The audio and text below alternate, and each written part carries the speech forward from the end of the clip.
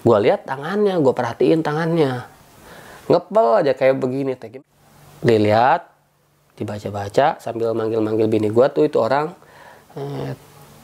Terus dia bilang ke gue tuh, mas, saya ngambil wudhu dulu ya.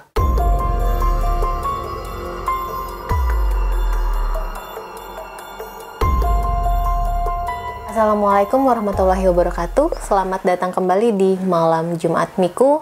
Guys, untuk kalian yang mau cerita tentang pengalaman mistisnya di channel gue ini, silahkan DM gue aja di IG @mildakurnia12. Nanti kita akan kontak-kontakan. Dan di malam Jumat ini gue menghadirkan kembali narasumber yang memiliki kisah mistis. Narasumbernya sudah ada di sebelah kiri gue. Kita sapa aja dengan Bang Aldi. Gimana Di, apa kabar? Ya, baik. Baik. Iya.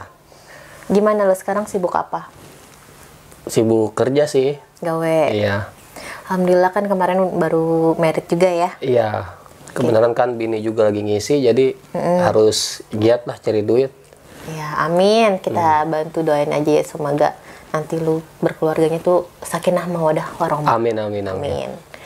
Nah, nih dengar-dengar kan tadi kita cerita nih Di, lu punya cerita mistis tentang bini lu dan gimana tuh awalnya? Sebenarnya dari awal gua pacaran nih, kan gua cewek gua itu kan dia ngekos. Oke. Itu tuh di daerah Bekasi. Oke, Bekasi. Di sana dia ngekos, dia itu dari kuliah. Dan dia sekarang setelah dia lulus cari kerja, kebenaran langsung dapat di daerah sana juga. Oke. Iya. Nah, ketemulah sama gua. Gua pacaran nama begini-gini, terus diajak ngejemput lah ke kosan dia gitu. Dari awal gua ke kosan dia juga kayaknya apa ya? Hawa gue itu beda gitu kalau gue masuk ke kosan itu gitu. Oh, jadi udah berasa di aura nih lu? Iya, udah berasa gimana gitu. Kayaknya gimana sih yang namanya orang apa ya, disebut asing apa gimana ya? Baru masuk daerah situ tuh hawanya beda gitu. Ya. Apa yang disebut suges ya? Ya, suges atau insting lu main Iya, gitu. ya kayak begitu. Jadi bener lah pokoknya ini banget, kerasa banget gitu. Nah itu kan gua hirauin aja lah, mungkin karena gua belum belum terbiasa mungkin dari keadaan kondisi di sana kayak gimana gua nyimpulinnya ke situ aja sih, nggak jauh-jauh dulu kan. Nah dulu masih pacaran ceritanya. Kata gua pas gua masuk kan dia kan kosannya di lantai 2. Itu kosan laki-laki sama perempuan tuh beda. Di atas sebelah kiri itu laki-laki, sebelah kanan itu perempuan. Di situ itu ada 2 ruangan khusus perempuan, satu WC, satu tempat masak dapur. Nah, gue naik. Pas gue naik itu, wah, ini rasa kok lagi beda ya. Itu gue ke situ di hari yang beda itu ya, dari yang beda lah dari pas gue pertama datang ke situ. Di hari gue pertama ke situ itu gue belum sempat naik ke atas. Soalnya gue baru lah gimana sih awal ini loh kosan aku gitu lah, masih gimana gitu perkenalan lah. Nah, di hari-hari berikutnya itu ngejemput gue. Itu tuh keadaannya malam. Jadi si doi itu nyuruh gue rehat dulu lah sebentar. Kan dia juga udah izin ini ke yang punya kosan bahwa lagi mau dijemput sama gua gitu kan. Gue itu kebenaran mau ngejemput dia pulang ke rumah, ke rumah dia. Nah pas gua udah ngejemput, gua disuruh naik ke atas kan, suruh rehat. Baru pertama kali gue itu ke atas, itu kayak udah rasanya beda banget. Ya bedanya itu gimana ya, kayak insting gue itu ngerasa itu rame banget gitu. Tapi kalau misalkan orang lain ya sepi biasa lah. Tapi kalau menurut gue itu kayak rame begitu. Kayak rame gimana sih? Sumpek kali ya disebutnya. Kayak rame banget. Rame kan. Gak lama tuh udah kata gue udah cukup tahu aja. Kesini lagi tuh. Nah, berapa minggu? Nah gue ke kosan lagi. Ke kosan lagi. Nah pas gua sama nih, gua ceritanya disuruh rehat juga, ya kan. Si doi nawarin gua makan. Nah, dia beli nih ke bawah kan, karena dia itu nyuruh, karena gue baru datang, dia ngelihat gue capek kali ya.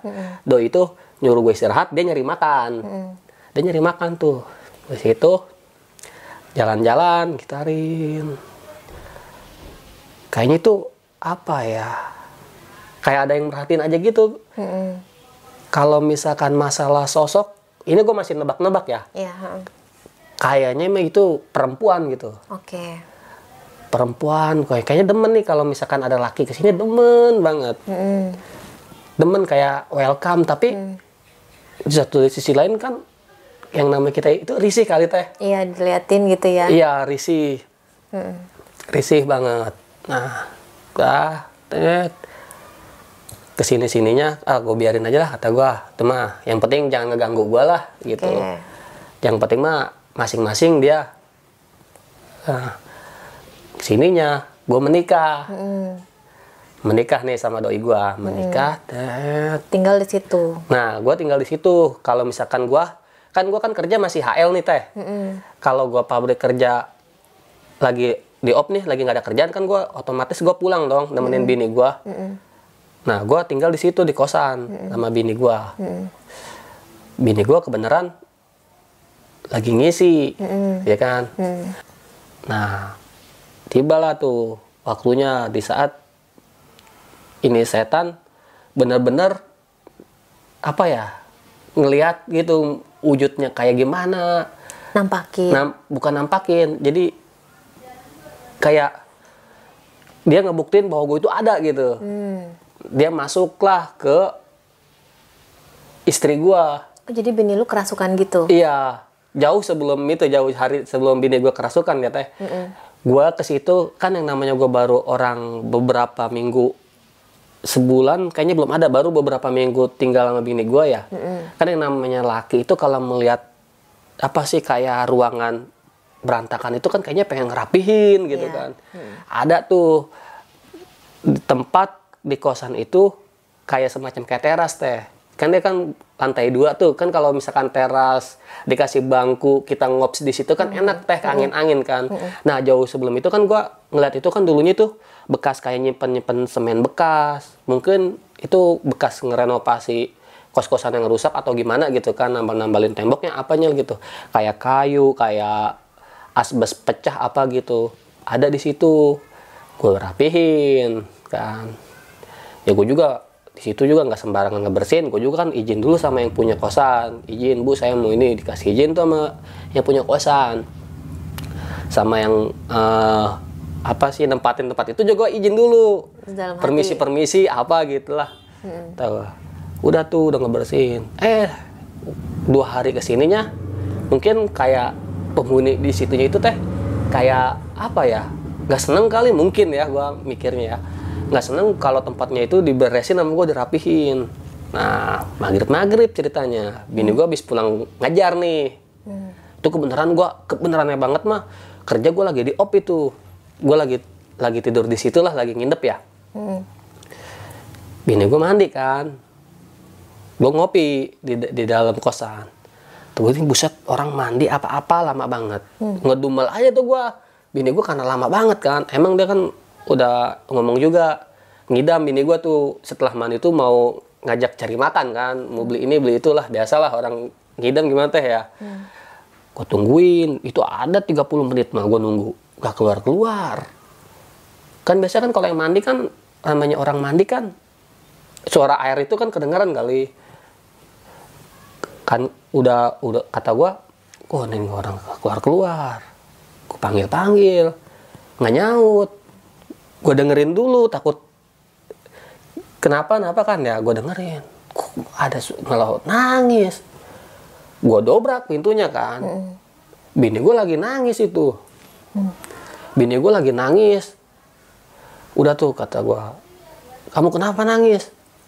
Tetap nangis. Gue bawa tuh, gue ajak ke dalam kosan, gue tidurin. Tetep deh masih nangis aja. Gue lihat tangannya, gue perhatiin tangannya, ngepel aja kayak begini teh. Gimana sih? Ngepelnya kuat gitu? Iya kuat. tapi sebelah doang. Yang sebelah enggak dia. Ngepel gini, gue buka kan ya, sambil gue bacain ayat kursi, walaupun gue bandel gitu, gue punyalah bacaan umum lah. Kayak bacaan ayat kursi mah, alhamdulillah apal gitu, gue bacain tuh di kupingnya. Terus kan, sambil gue bisikin, lu kalau misalkan lu mau macam-macam jangan ke bini gue lah. Bini gue lagi ngisi. Kalau bani ke gue lah, jangan ke bini gue. Kasihan bini gue kalau anak gue kenapa-napa. Gitu. Ngotot ke atas kan. Atau gue, wah, nantang ini bener atau gue. Walaupun takut juga kan, yang namanya gue bini, kalau orang lain mungkin gue tinggalin sama gue. Bini gue kan. Nggak ada yang ngituin. Kan gue juga mau manggil siapa-siapa juga kan di situ kan gue. Namanya baru apa sih? Ninggalin itu tinggal di situ. Iya, baru tinggal di situ teh. Gue belum kenal dong sama orang sekeliling situ yang bisa ngobatin itu. Wah, gue pusing banget, gue kayaknya rasanya pengen kalau itu nampakin tuh orang pengen nampol kayaknya gue. Tuh gue iseng banget. Nah, kebenaran ada tetangga kosannya ya, perempuan. Dan itu kalau gue perhatiin dia suka sholat, suka ngaji gitu kan. Nah, mungkin aja dia bisa gitu ya. Nggak lama tuh dia tuh panggil. Gue ke kosan yang tetangga gue itu kan, gue panggil tuh dia, gue ajak ke kosan, coba minta tolong dong ini, kenapa nangis aja mulu. Itu dilihat, dibaca-baca sambil manggil-manggil bini gue tuh itu orang, terus dia bilang ke gue tuh, mas, saya ngambil wudhu dulu ya. Ya udah, ngambil wudhu, dia ngambil wudhu kayak baca, nggak tahu tak baca apa kali itu dia.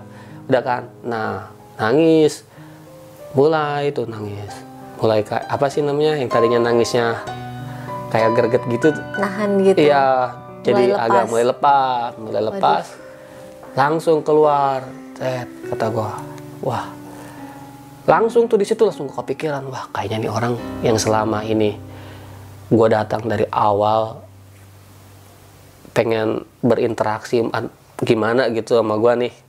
Terus kebenaran juga kan kayaknya tempatnya nih nggak salah lagi nih yang gua kemarin gue beresin itu tuh.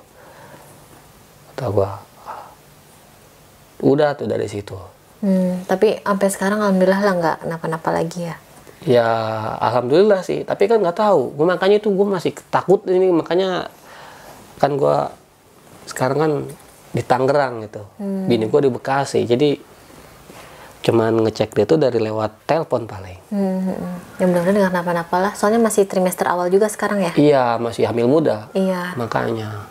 Ya berarti lo harus ini aja sering-sering pantau di. Iya. Nah, selain cerita tadi tuh yang tentang bini lu punya pengalaman lain nggak yang lu ngelihat sosok apa atau pengalaman mistis lain gitu? Ada. Dulu gua sebelum gua kenal sama pacar gua ya, sama istri gua. Dulu gua pernah ngeliat sosok pocong. Di mana? Nggak jauh dari rumah gua. Itu dulu dari jam berapa ya? Jam 12 kalau nggak salah. Pulang main gua. Malam. Tuh gua sama temen gua kan biasalah nongkrong. Main di gitaran. Nah, gua pulang berdua cerita sama temen gua kan. Naik motor.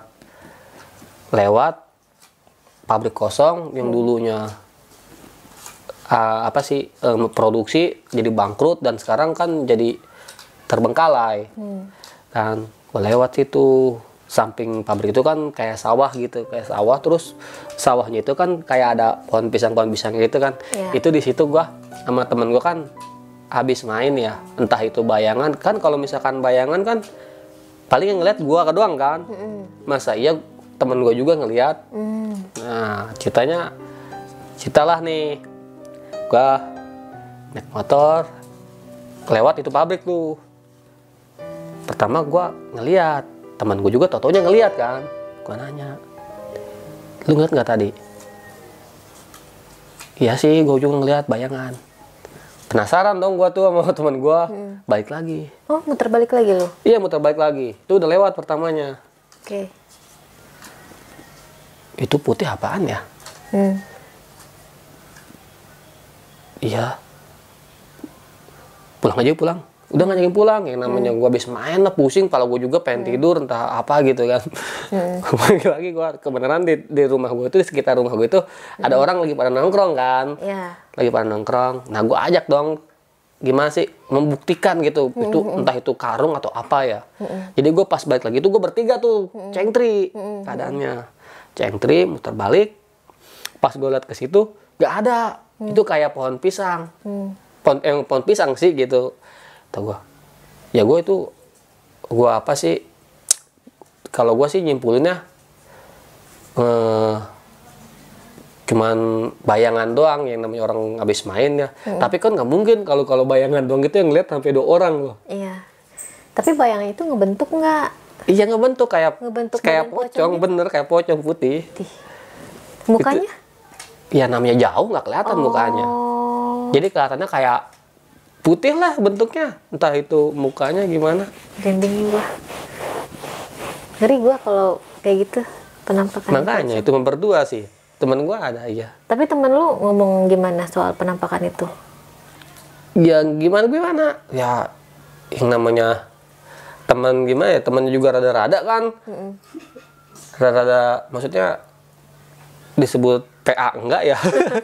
Gue juga sama gitu ya. Ya itu jadiin gurauan aja gitu. Oh, lu bercandain aja jadinya. Iya jadinya.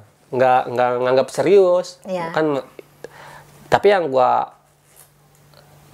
gue pikirin nyampe sekarang itu, kalau misalkan itu bayangan kita cuman kayak bayangan apa disebutnya ya? Sugesti. Iya, kayak sugesti gitu. Itu kan satu orang doang dong. Iya. Temen gue nggak bakal ngeliat. Tapi ini mah gue ngeliat dua-duanya. Sampai gue balik lagi ngeliat itu ada. Terus gue ngajak cabut teman-teman gue karena gue nggak beres. Kata gue, wah nggak beres ini mah. Cabut, gue balik lagi tuh bertiga nggak ada. Bener. Okay. Itu doang sih teh yang gue alamin gitu kan. Itu dari gue hidup ngeliat setan itu kayak begitu doang tuh. Tapi jadi pengalaman lu lah ya. Iya.